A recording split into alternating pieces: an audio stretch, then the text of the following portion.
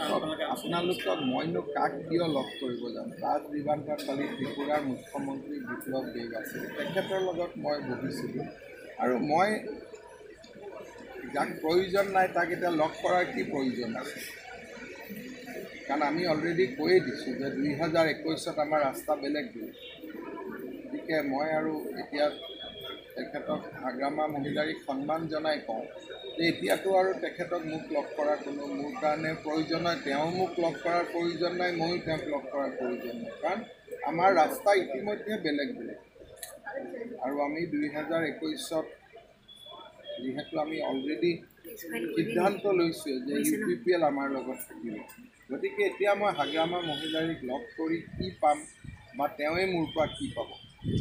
Sir cash file কৰাৰ কথাও কৈছিলে। কেছটো চলি থাকে, যিকোনো কেছ হ'লেই, কিবা চৰকাৰ হ'লেই কোনোবাই কেছ দিয়ে, কোনোবাই কিবা কৰে, এইটো হাইকোৰ্টৰ কাম, তাতনো আমি কি ক'ব পাৰোঁ? অমিত শ্বাহ কেনেধৰণৰ কাৰ্যসূচী লয়? অমিত শ্বাহ ডাঙৰ